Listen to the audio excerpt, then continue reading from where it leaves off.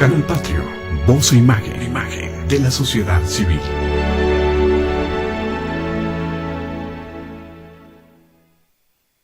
Canal Patrio, voz e imagen de la sociedad civil.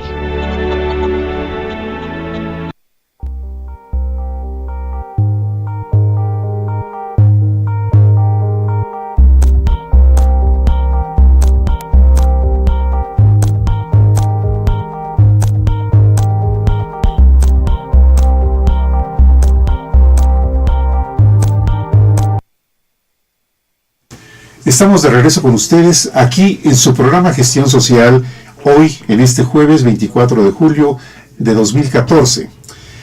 Le damos la más cordial bienvenida al doctor José Carlos Melesio Nolasco. Muchas Bienvenido, gracias. Carlos. Gracias, qué amable. Además, feliz te de estar aprecio, con ustedes. gracias, te aprecio mucho porque tú vienes desde Cuernavaca. No estamos aquí a la vuelta de la esquina, vienes desde Cuernavaca para estar con nosotros en el programa. Te lo aprecio de manera muy especial. No, de qué, hombre, gracias. Gracias. Oye, Carlos, hoy nos has preparado un tema que en una hora es hacer una síntesis, porque el tema es muy amplio. Claro. Nacionalismo revolucionario. Así es. ¿Por dónde quieres empezar? Empecemos por el principio. Y como dijo el descuartizador, vamos por partes. Entonces, hay que hacer una revisión histórica del concepto. Esto que se conocía como nacionalismo revolucionario, o se conoce como nacionalismo revolucionario, es un concepto muy polémico, porque era, o se decía que era la plataforma política del Partido Revolucionario Institucional. Sí. Por supuesto que ya la abandonó desde hace muchos años, y por supuesto que era muy criticable, pero hay que entender una serie de contextualizaciones que vienen al caso para entender el México de hoy en día, qué nos está pasando. Y vamos por partes, porque empecemos de dónde surge este concepto, de manera muy breve. Sí. No voy a ampliarme demasiado. Para la historia oficial, la revolución termina en 1917, exactamente el 5 de febrero, no sé a qué horas, cuando se promulga la Constitución de 1917. Sí. Pero después de eso, por supuesto que los levantamientos armados, el asesinato de caudillos, la violencia en el país no cesó. Siguió porque las fundamentales, las principales demandas sociales no se habían resuelto. Por eso la inconformidad, por eso Emiliano Zapata o Francisco Villa. Y fueron asesinados, primero Emiliano Zapata en 1919, después en 1920 Venustiano Carranza, después en 1923 Pancho Villa, y bueno, en 1928 Álvaro Obregón. Pero eso es lo más visible, pero también hubo levantamientos armados muy importantes. Tuvimos una guerra terrible, que muy pocas veces se quiere recordar, pero que debe de preocuparnos mucho por el contexto histórico contemporáneo, que fue lo que se llama la Guerra Cristera, 1926-1929, Sí. 90,000 muertos en 3 años, que si ponemos que 3 años son aproximadamente 1,000 días, poquito más, poquito menos, imagínense 3 años con 90 muertos diarios en promedio, en 3 años. Fue una guerra, vamos, creo que ni siquiera Irak tuvo tanto difunto, Entonces fue una guerra en serio. Y por supuesto en los años 20 fueron muy conflictivos, fundamentalmente por eso, ¿no? Porque las facciones populares de la Revolución Mexicana, el villismo y el zapatismo, fueron derrotados, ¿sí? Pero las demandas y el descontento quedaron, y se daban los preceptos constitucionales que llevaban las demandas sociales, se daban a cuentagotas. La reforma agraria solo se daba en lugares donde había levantamientos armados. Entonces hay que darle tierritas para que se calle, ¿no? Pero no se generalizaba, ¿no? Los derechos laborales, vamos, el artículo 123 no sé cómo quedó ahora porque les han hecho tantos cambios que ya es otra cosa, pero era modelo, ¿sí? Sin embargo no podía aplicarse porque la Ley Federal del Trabajo, que es lo que digamos rige o orienta a las reglas, a los artículos constitucionales, salió hasta 1931 y la Constitución fue promulgada en el 17, o sea, Sí. ¿cuántos años más, no? Sí, es cierto. Y bueno, son acumulación de agravios, ¿sí? Que bueno, finalmente se combina con una situación internacional, con un montón de cosas, la crisis del capitalismo, del sistema capitalismo mundial, el gran crack de 1929-33, la lucha al inicio de los años 30 entre las diferentes vertientes políticas en el mundo, por ejemplo, después de la crisis, cuando se veía que el capitalismo llegó a su fin, pues había tres alternativas, bueno, dos de las más importantes. Una, el socialismo, el comunismo, pues, ¿sí? Desde 1924-25, después de la muerte de Lenin, ya existía la Unión Soviética, llega a la primera magistratura soviética Joseph Stalin e implanta los planes quinquenales, una economía planificada, que en muy pocos años, esto es impresionante y es muy polémico, pero se veía así en la opinión pública mundial, en muy pocos años hace que la vieja Rusia zarista, la nueva Unión Soviética, pase de ser un país campesino, rural, subdesarrollado, feudal, podríamos decir, a primera potencia mundial, pero en muy pocos años. Y las ideas impactaron, Claro. y también impactaron en México. Claro, el fin de la propiedad privada, etcétera, etcétera, fue muy impactante, ¿no? En fin, otra de las alternativas era el fascismo, que tuvo un éxito impresionante para enfrentar a la crisis 1929-33, que es, digamos, una oligarquía formada por empresarios y militares, acabar con todo lo que se llama democracia, los parlamentos, ya hay que quitar los parlamentos y las cámaras y todo ese tipo de estorbos, ¿sí? Y poner una suerte de dictadura populista con un líder carismático, Mussolini, Hitler, Hirohito, etcétera, etcétera, ¿sí?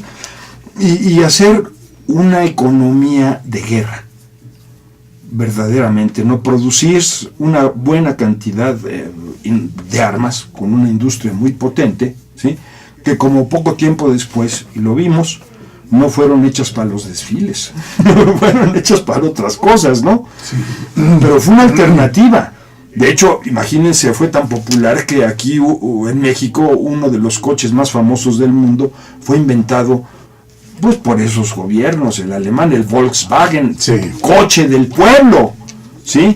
La aspiración es que todo alemán, trabajador y demás, bueno, esto creo que inspiró a un señor que llegó a la presidencia mexicana, Fox, que decía que todo mexicano íbamos a tener bocho y tele, ¿sí? Bueno, esto ya no es nada original de Fox, casi lo decía, bueno, todavía no había televisiones, pero sí podríamos decir que Hitler decía bocho y radio, porque sí popularizó el uso de los radios. En la época, los primeros años 30, ¿sí? Fue la época cuando la radio se hace el medio sí, de comunicación masivo por excelencia, ¿sí? Eso de que un gobernante pudiera comunicarse con millones de personas al mismo tiempo, solo se podía, y además en un instante, ¿sí?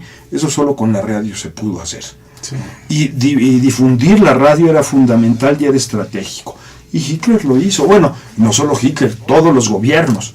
Y aquí se dieron las posibilidades, por ejemplo, de los populismos. Todos los gobiernos eran populistas. Claro. Fíjate, hasta dónde la trascendencia de la radio, porque estamos hablando de todas las organizaciones en el mundo. Si hablamos del Vaticano, el Vaticano tiene un sistema de comunicación extraordinario, y en su momento la radio ha significado históricamente un soporte de comunicación importantísimo para el Vaticano. Estamos hablando de una institución mundial que lógicamente tiene que tener presencia, y en su momento la radio fue determinante para el Vaticano, y lo ha sido para todos. Durante la guerra, los mensajes de los líderes de las naciones eran un alimento que los soldados necesitaban. Claro. Escuchar a su líder. Claro. Y bueno, no solo esto, la tercera alternativa para la crisis 29-33 fue el keynesianismo, que no es otra cosa más que un capitalismo planificado y con gran participación estatal.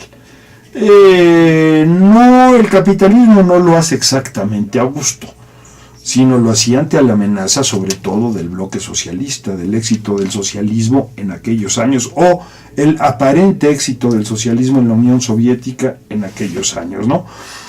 Pero bueno, estamos hablando del nacionalismo revolucionario y estoy planteando el contexto en donde empieza a surgir, ¿sí?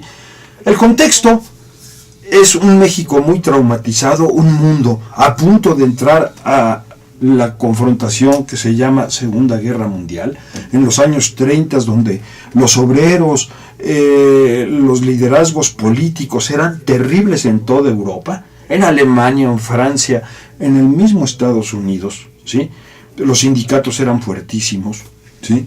La industria empezó con una crisis con el gran cierre de las fábricas y demás, la crisis 29-33, pero después con la intervención estatal, con el keynesianismo, fue otro momento muy importante, ¿no? Pero bueno, en este contexto, en México nos pasa, estamos en plena guerra cristera, en una plena guerra nacional, cuando de repente al candidato triunfante, o sea, el presidente electo de México, es asesinado en 1928. Me refiero al asesinato de Álvaro Obregón.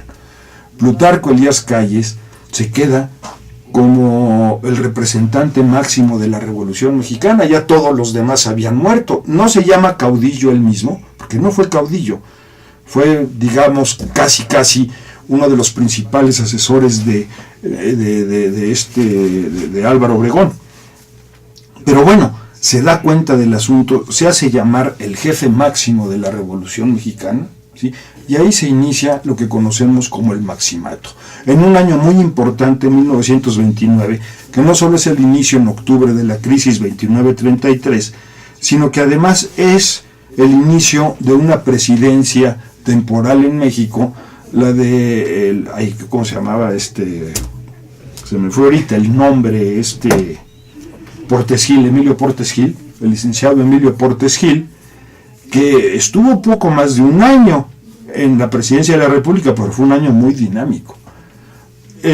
Plutarco Elías Calles, viendo los mensajes que daban la situación política en México, prefirió no reelegirse, ¿sí? Y sí, dejó el poder a Emilio Portes Gil, ¿sí?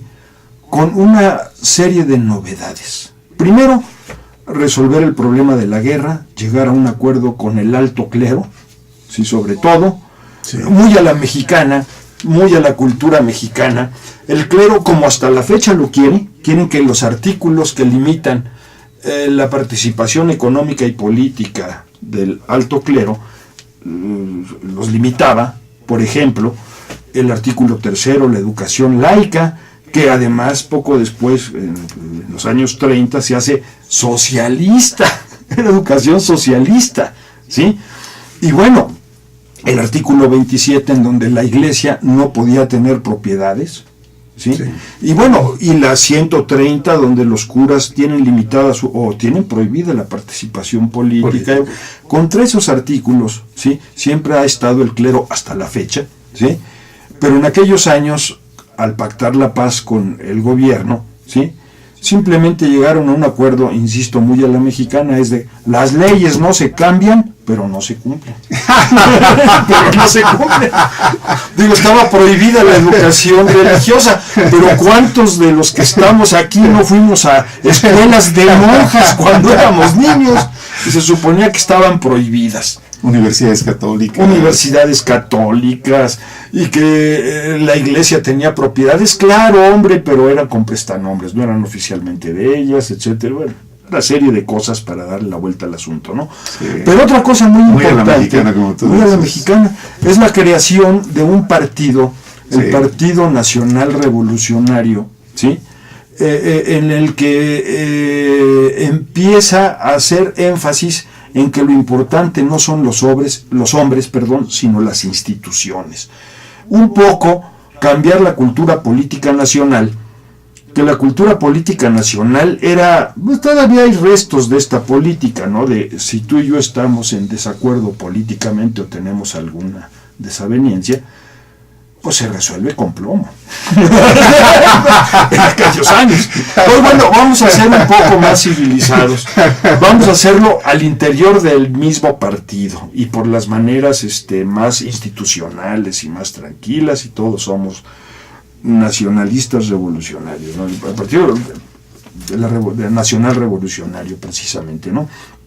Pero bueno, este contexto le tocó a Cárdenas. Después siguió otro presidente civil que tuvo desavenencias con Plutarco Elías Calles, Emilio Portes Gil, que precisamente cuando toma posesión tiene un atentado contra su vida. No le pasa nada a él, pero parece que hieren o matan a uno de sus guardaespaldas, y 3 años y un poquito más de 3 años, casi 4 años después, tiene otro atentado donde sí le llega a pegar la bala, y decide renunciar por exceso de plomo en el ambiente, ¿sí? Sí. Y sigue Abelardo Rodríguez, que era el jefe militar de la zona militar número 1, que era la de Tijuana, etcétera, etcétera. Si ustedes van todavía a Tijuana, el bulevar es Abelardo Rodríguez, el Galgódromo, Abelardo, todo es Abelardo Rodríguez, porque verdaderamente era el dueño de Tijuana en aquellos tiempos, ¿no? Y bueno, este es el contexto que le toca al presidente Cárdenas. De Cárdenas no se esperaba nada, ¿sí? Porque pues era uno de los empleados más dóciles, podríamos decir, de precisamente Plutarco Elías Calles, al chamaco, creo que le llamaba el chamaco, ¿sí? Y pone al chamaco a la presidencia de la República, ¿sí? Pero el chamaco le resultó tenía respondón. buenos consejos, buenos consejeros, entre otros Sí. el general Francisco Mújica, que también era su paisano, era de Michoacán y demás, y era uno de los personajes más ilustrados en aquellos momentos, ¿sí? En aquel contexto, ¿sí? Y lo primero que hace es deshacerse de Plutarco Elías Sí. Calles. Pero es importante decir cómo, ¿no? O sea, lo exilia. Lo exilia, lo exilia. corre del país. Sí. Va en Cuernavaca, vivía Plutarco Elías Calles, cerca de, ¿cómo se llama? Las Palmas, ¿sí? Cerca del campo de golf, ¿sí? Simplemente manda a un grupo de soldados, lo agarran, parece ser en pijama, nomás le dejan que se ponga la bata, no dejan que hable con nadie, lo llevan al aeropuerto de la Ciudad de México y lo corren a San Diego.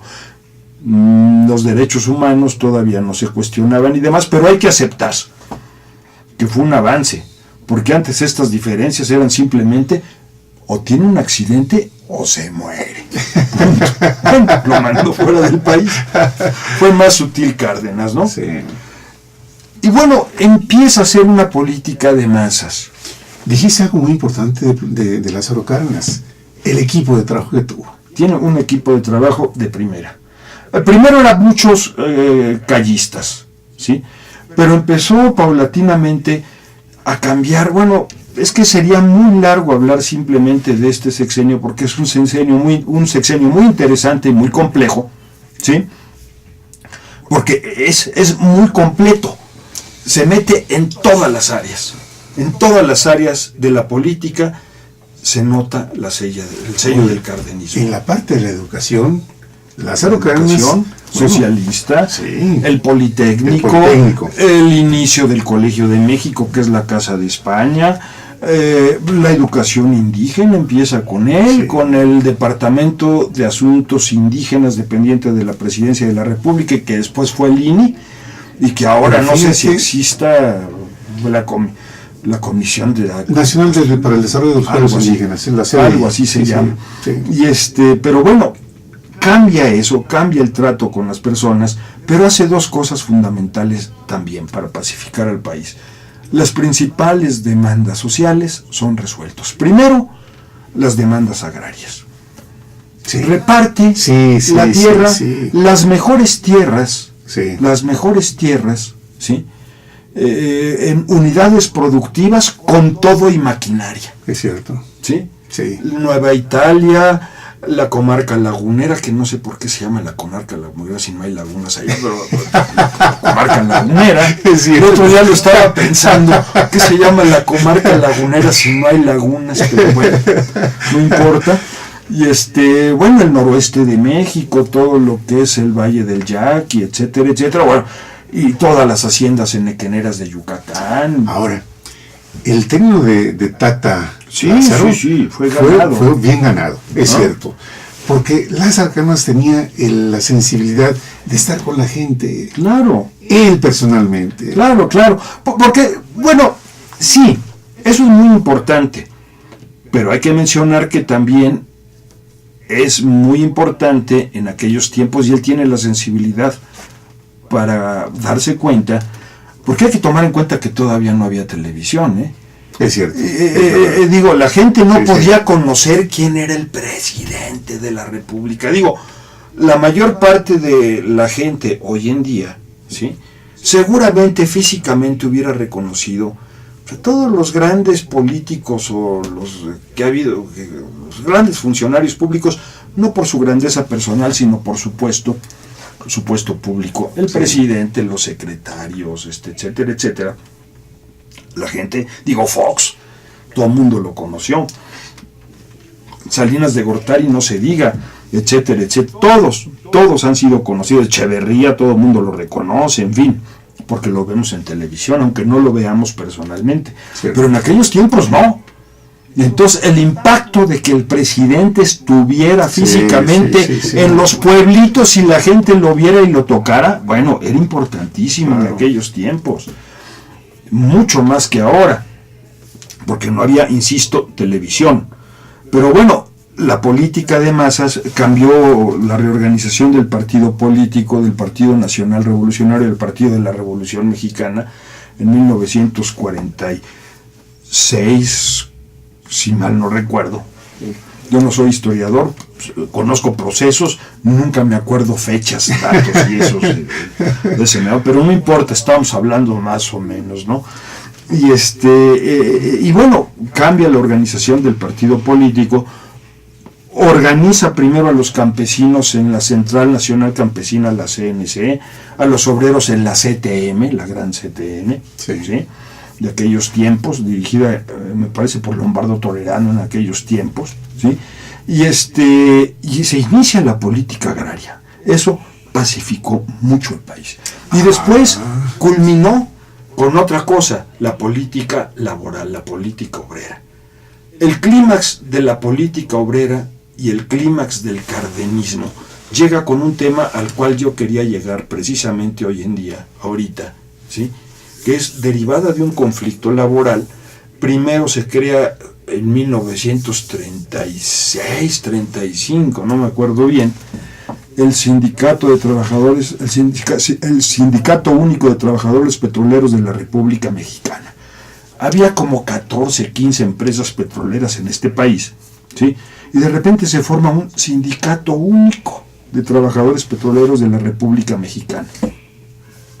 Y se lanzan a un conflicto laboral típico, ¿sí? Los trabajadores demandan mejores sueldos, mejores condiciones laborales, horarios de trabajo, todas las demandas laborales que marca, ¿no?, con un pliego petitorio, que se las entrega a las empresas petroleras, y las empresas petroleras dicen que no pueden satisfacer esas demandas.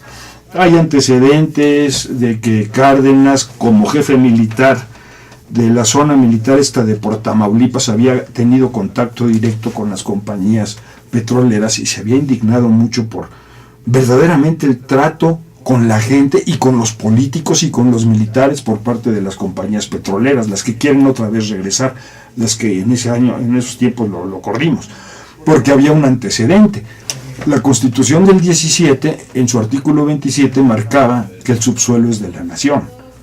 Entonces, no podía las compañías tener la propiedad de esos recursos, ¿sí? Y además era responsabilidad del Estado, todo lo que hay en el subsuelo es de la nación.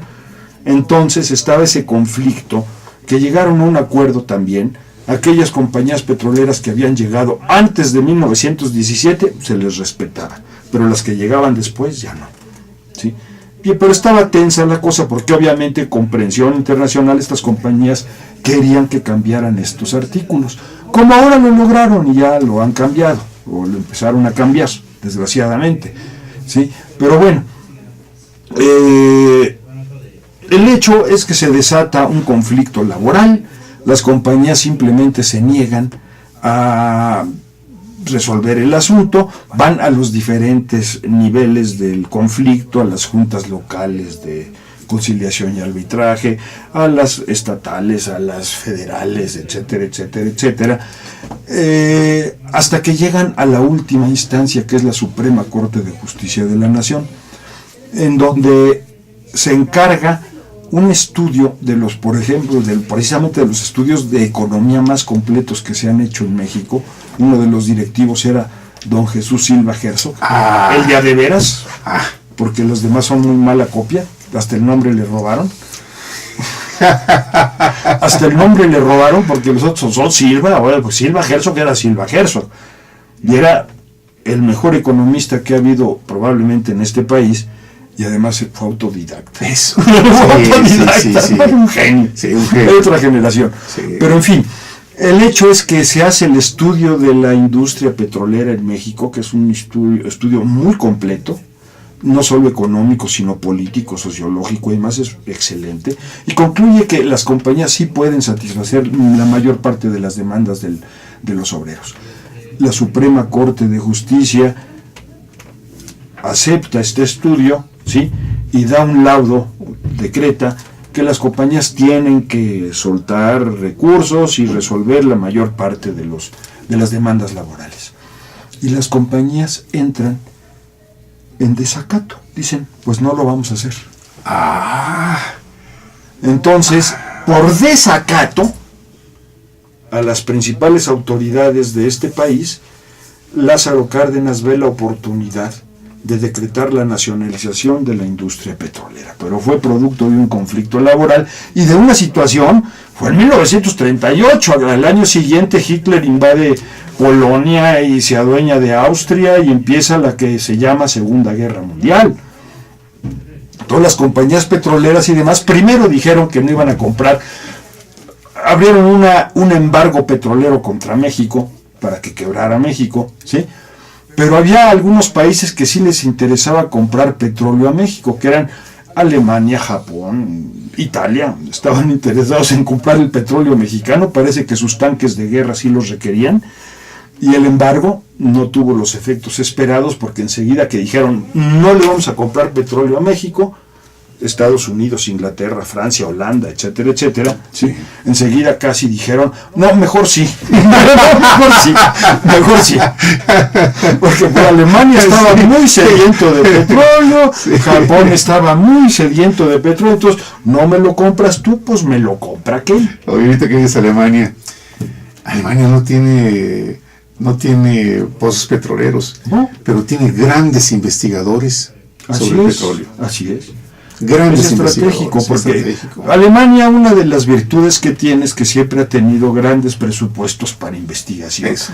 El conocimiento, ellos le dan una importancia estratégica, que no solamente es para que tenga, como aquí se quiere derivar, que tenga, yo invierto en investigación si el día de mañana me da ganancias. No, así no es la investigación. Claro. Tiene otra lógica, pero en fin. Ese es un tema que un día me gustaría que platicáramos. No es para el programa, porque nos iríamos por otro camino.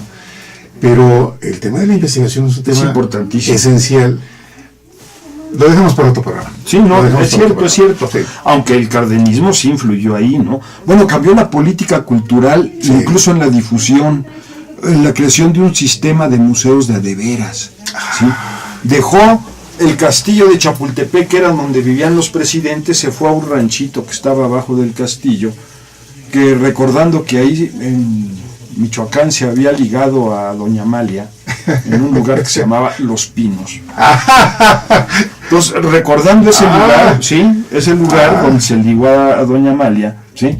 Le pusieron Los Pinos a Los Pinos. Y él estrenó Los Pinos. Oye, ¿qué lecciones nos estás dando? ¿Qué lecciones de historia nos estás dando? Y claro que el museo, el Castillo de Chapultepec fue museo. Sí. Y se abrió para todos los mexicanos desde entonces, pero no fue el único, hizo un verdadero sistema de museos, creó una serie de instituciones muy importantes, como el Instituto Nacional de Antropología e Historia, donde yo laboro, el Instituto Politécnico Nacional, los inicios del Colegio de México, sí. En fin, y en política exterior, después de lo que les acabo de describir, imagínense los pleitos por la expropiación, la manera en que tenía que tratar a las diferentes naciones sin llegar a una confrontación, o tratar de no llegar a una confrontación directa, y además apoyar a causas que le parecían relevantes, por ejemplo, ¿no? Que es muy interesante esta cosa, ¿no? Que es el apoyo, por ejemplo, a los refugiados españoles, sí. Y que no solo fueron a ellos. Sí. Es que poca gente se acuerda y poca gente lo sabe. Son los más famosos los refugiados de la Guerra Civil Española. Sí. Pero llegaron una impresionante cantidad de perseguidos políticos o por religión de diferentes lugares del mundo. Por ejemplo, llegaron una gran cantidad de judíos. Stavenhagen, son los Bodek, los Katz, Friedrich Katz, el gran historiador, llegó de refugiado aquí, ¿no? Llegó un montón de refugiados judíos perseguidos por Hitler, alemanes, húngaros, de todos lados, ¿sí? Y españoles también. ¿Katz es el que vive todavía? Es el que vive, Friedrich Katz, no, creo que ya falleció. Porque Friedrich Katz. Porque me tocó este año a principio, cuando se hace el recuerdo del Holocausto, estuvo presente. Creo que sí, Katz, pero no me confundí con otro, sí creo que todavía vive. Pero hay un Él estudió en México, vino refugiado de niño a México, estudió no sé si la primaria, pero por lo menos la secundaria y la preparatoria en México. Él es uno de los mejores historiadores contemporáneos que hay y estudió en la Escuela Nacional de Antropología e Historia de México. Porque fíjate, presidente, el evento fue ahí en el museo, sí. en el auditorio Jaime Torres Bodet, sí. Y sí. Me llamó la atención porque ver a un sobreviviente de la Segunda Guerra Mundial en vivo impresiona. No, y tiene unos libros sobre México, la Guerra Secreta en México, Pancho Villa, y una impresionante cantidad de escritos sobre México. Es otro tema. Y ese es otro gran tema. Pero muy bien. Esta política exterior que le dan a México la posibilidad de defenderse más con relación a Estados Unidos. Es decir, tener una política exterior propia, diferente, para tener algo de independencia para negociar con Estados Unidos. ¿Cómo le hizo Cárdenas? La situación, muy buenos asesores en relaciones exteriores, en política económica, en todos lados tenía en la militar, por ejemplo, ¿no? Él hace que el ejército se profesionalice, por ejemplo, verdaderamente. Antes el ejército, como nació en 1914, cuando el ejército constitucionalista, que es algo que, yo para qué hablo de eso, fue en 1913, ni siquiera el 14, ¿sí? Cuando Venustiano Carranza lanza el Plan de Guadalupe y la creación del ejército constitucionalista como respuesta al asesinato de Madero, ¿sí? Se supone, creo que el año pasado los festejaban el 100 años del inicio del ejército mexicano. Aunque yo tuve ciertas diferencias con ellos porque les dije, ¿cómo dicen eso? Yo pensaba que primero lo decían por la decena trágica, pero no era para tanto, sino era la formación del ejército constitucionalista. Pero lo que no dicen después es que si este ejército se formó en 1913 y su papá fue don Venustiano Carranza, 7 años después, este ejército mata a su papá. Asesina a su papá. Sí. Entonces, no importa. no vamos a discutir eso porque hay que saber historia, pero lo que sí Lázaro Cárdenas inicia la profesionalización, que no quiere decir otra cosa más que de alguna manera la despolitización del ejército. ¿Sí? Y bueno, hace muchísimas cosas Cárdenas, ¿no? Que de hecho muchos autores, sobre todo Lorenzo Meyer, lo reconoce con el fin del cardenismo, el fin de la Revolución Mexicana. Realmente la Revolución Mexicana llegó a su clímax en cuanto a sus demandas sociales, sus alcances políticos y demás, con Lázaro Cárdenas. Esa es la grandeza de Lázaro Cárdenas, ni más ni menos. Y a partir de ahí empiezan los gobiernos herederos de la Revolución Mexicana, ¿sí? Que es de 1940 a 1982, podríamos ponerlo. Los gobiernos del periodo conocido como el Milagro Mexicano. Son 42 años de crecimiento económico promedio anual del 6% en 42 años. México de 1940 es 8 veces más chiquito que el México de 1982. O sea, el México de 1982 económicamente es 8 Méxicos de 1940, cuando la población solo es poquito más de 3 veces más grande, ¿sí? Sería demasiado largo hacer toda una plática acerca de este periodo, ¿sí? Es un periodo muy importante, ¿sí? Es el periodo del gran boom económico de México, que hay que contextualizarlo, no solo fue de México, fue de todo el mundo. Fue la economía de posguerra, un modelo keynesiano, ¿sí? Un capitalismo con cierto grado de planificación. En Estados Unidos empieza desde los años 30 con Roosevelt, conocido como el Welfare State, el New Deal, el nuevo trato y el estado de bienestar, ¿sí? Porque se dan cuenta simplemente que es una lección que tenemos que tener ahora.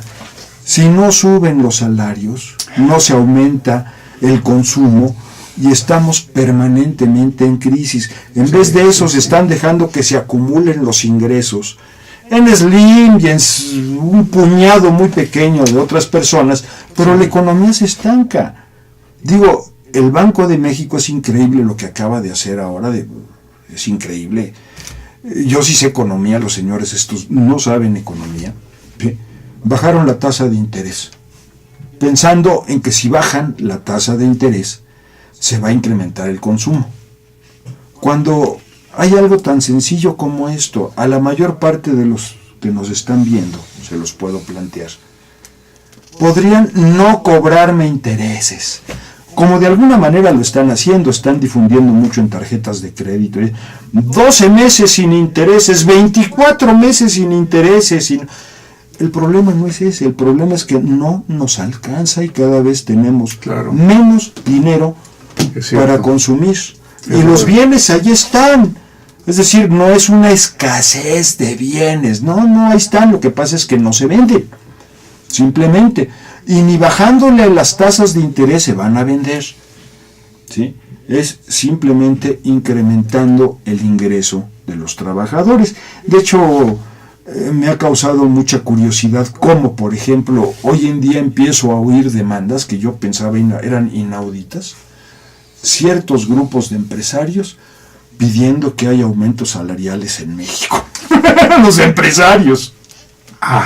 Ya los obreros no, porque los obreros están desorganizados, los sindicatos prácticamente están prohibidos y los que no están prohibidos están cooptados. Están cooptados como el sindicato petrolero, en fin, ¿sí?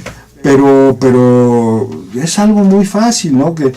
Y durante este periodo, de 1940 a 1982, sí se incrementó el nivel de vida de los obreros, no con justicia social, pero sí mejoró.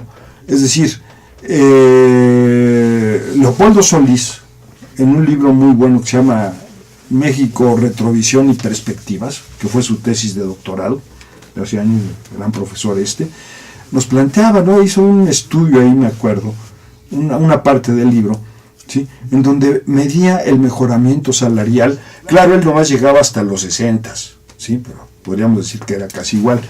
Y la verdad es que el promedio de crecimiento del nivel de vida de los trabajadores mexicanos era del 2% anual, cuando la economía crecía al 6%. Si hubiera habido justicia social, pues el mejoramiento hubiera sido más cercano a lo que crecía la economía. Pero sin embargo, había mejoramiento salarial, es decir, los obreros tenían la aspiración de que el año que entra iban a ganar poquito más, pero iban a ganar más, y sus salarios les rendían más. Había CONASUPO, se controlaban, había precios, tope, etcétera, etcétera. ¿Sí? Sí alcanzaba el dinero. Por supuesto. Ahora no alcanza. No alcanza, y eso es algo gravísimo que va incluso en contra del capitalismo. Es increíble, ¿sí? Y bueno, esta economía, este milagro mexicano y esto que se llamaba el nacionalismo revolucionario, resulta que hoy en día es lo que le llaman la izquierda. Porque el proyecto, por ejemplo, de dos líderes políticos importantes, Cuauhtémoc Cárdenas y Andrés Manuel López Obrador, ¿sí?, que no tienen demasiadas diferencias en lo que plantean como alternativa económica y política en este país, ¿sí?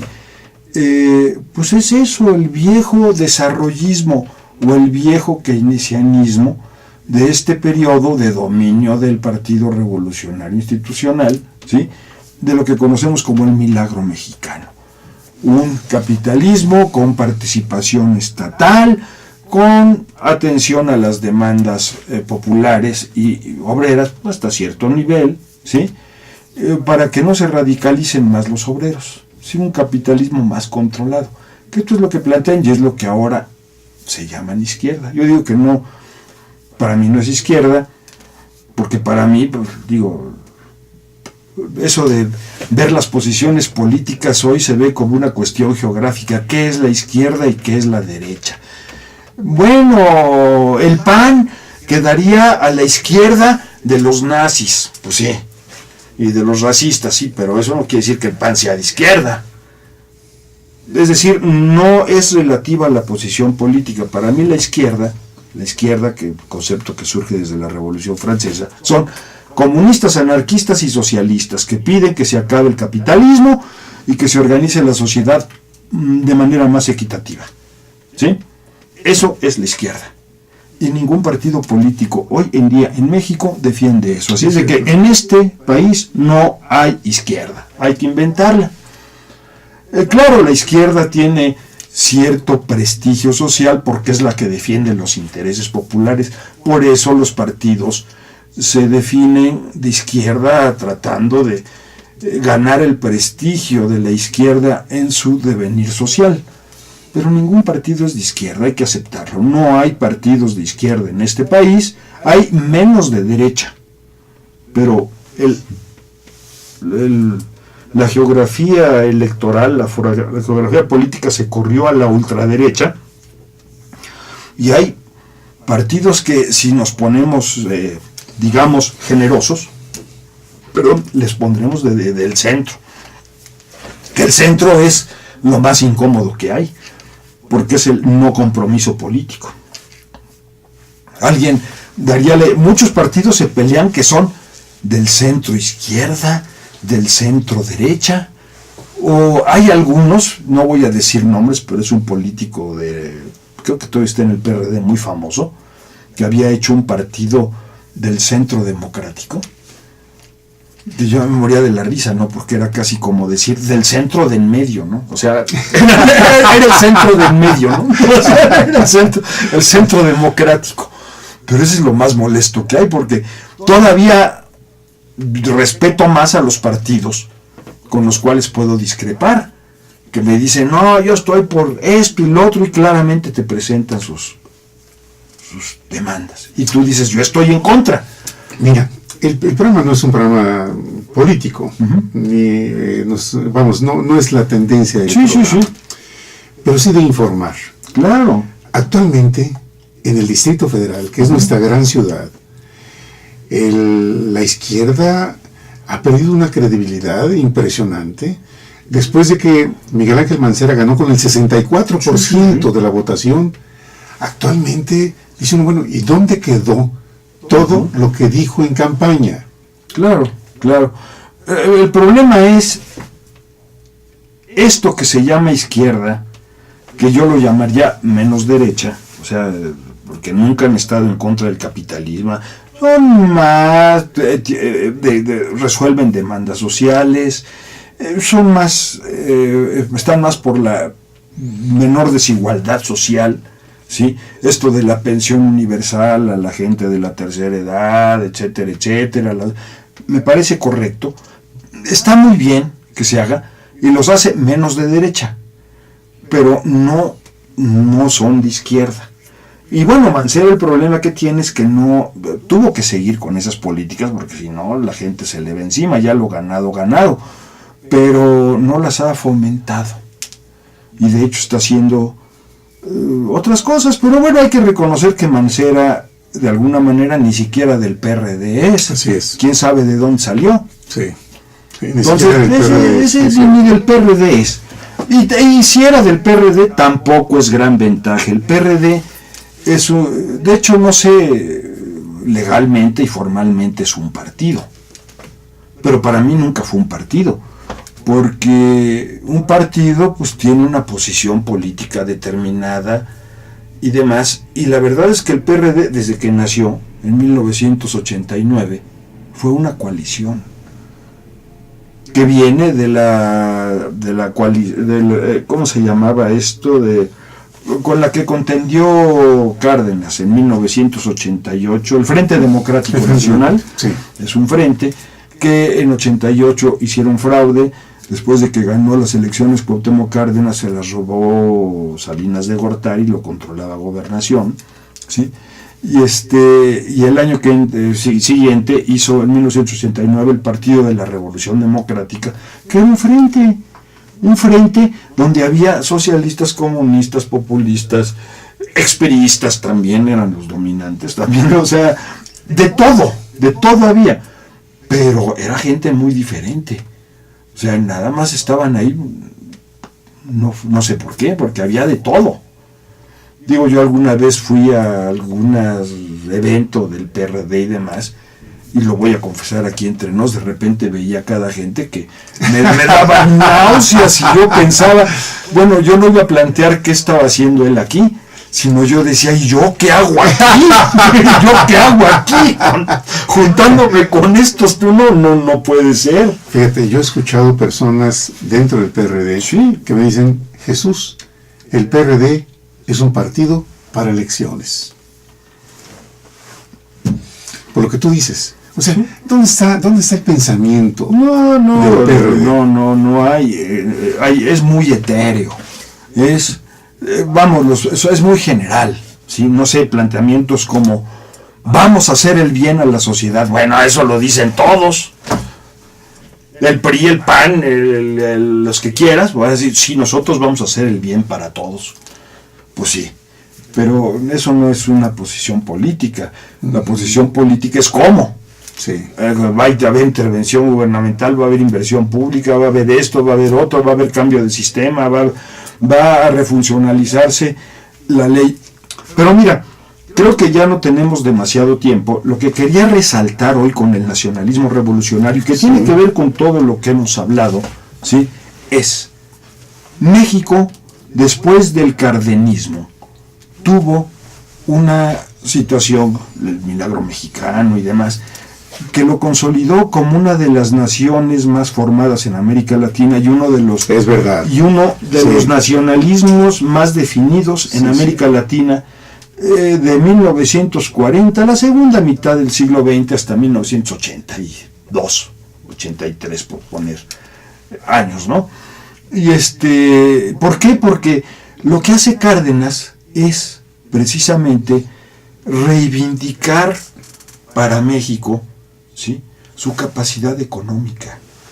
La minería, el petróleo, las principales riquezas y demás son de los mexicanos. Y esto nos va a permitir expresar nuestra soberanía. Y tuvimos una época con una soberanía bastante relativa y bastante bien formada. El clímax llegó sin defenderlo demasiado, pero con Luis Echeverría, que México fue el líder del tercer mundo, simplemente. Sí, y referente para todos los perseguidos políticos de América Latina llegaron acá. Yo los conocí, muchos de ellos fue mi generación de estudiante, mucho de lo que yo aprendí, tuve lo mejor de América Latina en México, lo mejor de la intelectualidad de América Latina fueron mis maestros, y aprendí mucho de ellos, ¿sí? Y bueno, ¿por qué se puede llegar a esto? Por recuperar digamos, lo que le pertenece a la nación, la soberanía y los recursos. Cárdenas recupera los recursos para los mexicanos, para el gobierno, ¿sí? Ya después llega la corrupción y todo lo demás, pero bueno, primero debemos detenerlo y después debemos acabar la corrupción, que es generalizada, ¿sí? Y bueno, esto da este fenómeno que se llama, o se llamó, a pesar de que es muy polémico, el nacionalismo revolucionario. Y que precisamente ahora está culminando su pérdida. Ahorita estamos haciendo exactamente al revés. ¿Sí? Estamos deshaciéndonos de alguna manera de la riqueza, de lo importante, que a los grandes empresarios no les importa las banderitas, les importa los pesos y centavos y los recursos, ¿sí? Y estos se los están energética, y a la reforma energética y a la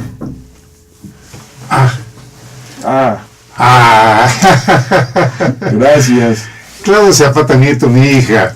Saludos al doctor. Gracias. Qué amable. Pero bueno, no, estamos perdiendo toda esa capacidad, ¿no? Ya la desaparición, la venta de todas las empresas que le daban posibilidad de gobernar al gobierno mexicano, que le daban la capacidad económica para mandar, ya se están perdiendo. Teléfonos de México, ferrocarriles, la electricidad, Pemex, y estoy diciendo las más grandes ahorita, pero toda la chiquillada que había de empresas paraestatales ya se perdieron, y eso le quita la capacidad de gobierno. Con buen humor se disfruta de la historia, dice mi hija Claudia. Claro. Muy bien, ¿tenemos algún otro? Muy bien, gracias. Y entonces estamos perdiendo eso, ¿no? Estamos perdiendo ahora sí que México, ¿no? Y claro, los gobernantes están fascinados, seguramente les toca un buen pedazo. Digo, Peña Nieto lo que está haciendo hoy en día es pagar a los que le compraron la presidencia de la República, porque legalmente es muy difícil demostrarlo por la legislación y por el organismo electoral que existe, que es bastante corrupto. Es muy difícil demostrar todo este tipo de cosas. Tenemos 4 minutos. Perfecto. Sin embargo, los hechos hablan. ¿Sí? Todo lo que está pasando en México. Mira,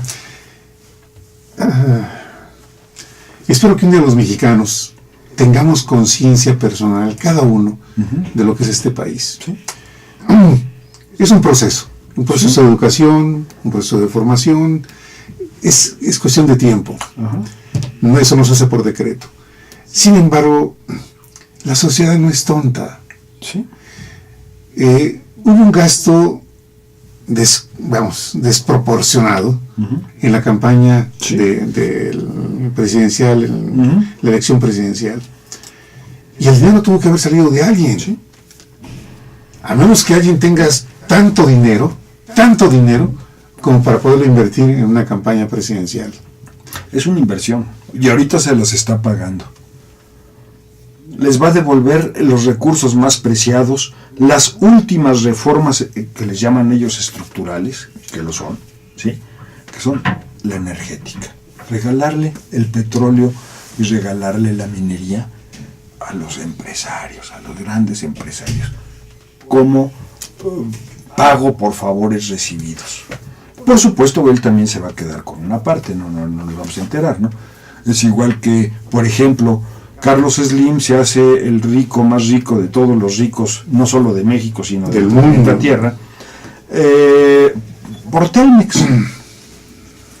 Había mejores ofertas para comprar Telmex. Por cierto, una compañía española, la estatal española, no me acuerdo, tenía una mejor oferta, pero se la dieron a Slim. Y por supuesto que se la dieron a Slim porque estoy seguro que Telmex no le pertenece solo a Slim.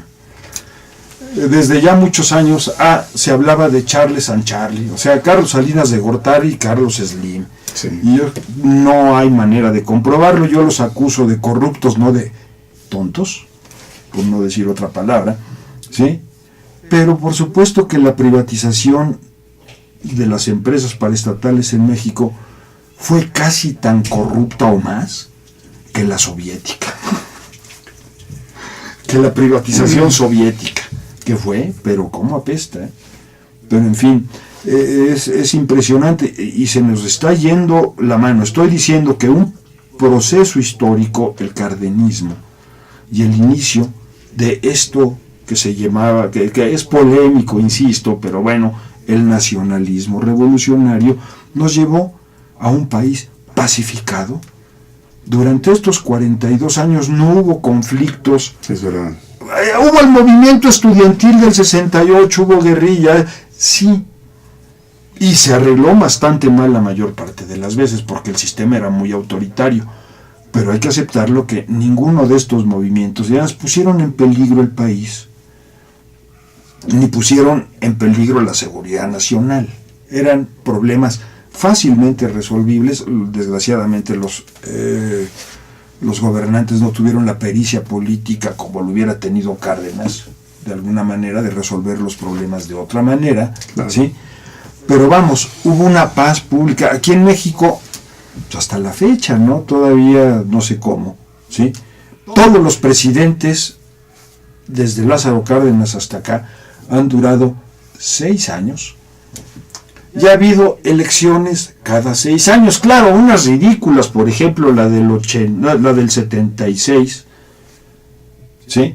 Donde solo hubo un candidato.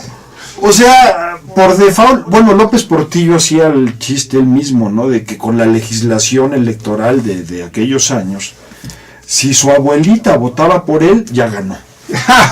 Con un voto ganaba, porque era el voto válido. Nomás había un voto, porque solo había un candidato, o sea, los votos válidos eran para candidatos válidos. Claro. Y como nomás había un candidato, con un voto ganaba, con el voto de su abuelita ganaba.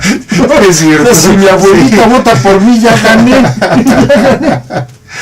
Y hubo campaña política y todo. Pero bueno, no ha habido asesinatos de presidentes. En Estados Unidos sí, ya se echaron a Kennedy. Y hubo intentos de asesinatos de otros. Sí. ¿Sí? Y ellos son los civilizados, pero ellos sí matan presidentes. ¿Sí? Aquí no.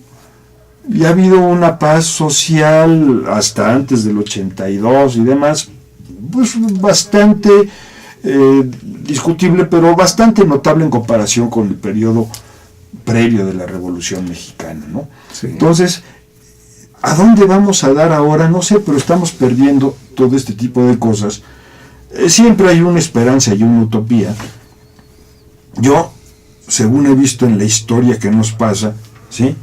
Después de 1848, cuando Estados Unidos nos roba más de la mitad del territorio nacional y se pensaba que este país no podía ser, 5 o 6 años después viene una nueva generación de políticos, los políticos liberales y Juárez, y vuelven a rearmar un proyecto nacional. Prácticamente salieron de la nada. Espero que algún día exista, a lo mejor ya está entre nosotros esta nueva generación de políticos que vuelva, ¿sí? Verdaderamente a rehacer este país, a rehacer la viabilidad de este país, ¿no? En términos económicos y políticos. Yo creo que aquí tenemos que traer un tema muy importante que es la educación en México. Por supuesto. Hoy se nos ha terminado el tiempo, mi querido Pues Carlos. Muchas gracias por la invitación y nos seguiremos viendo mucho.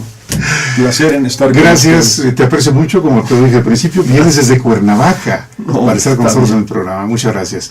Gracias a ustedes por estar con nosotros. No se vayan porque continuamos. Recuerden que hoy tenemos 4 presentaciones del programa. Así que regreso con ustedes. Gracias, Isabel.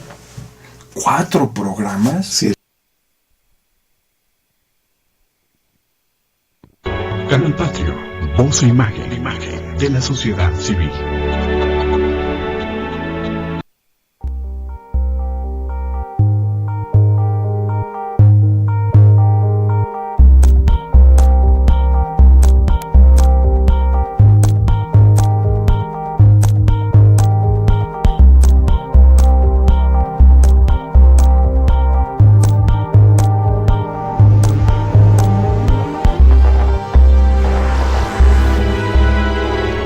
Canal Patrio, voz e imagen de la sociedad civil.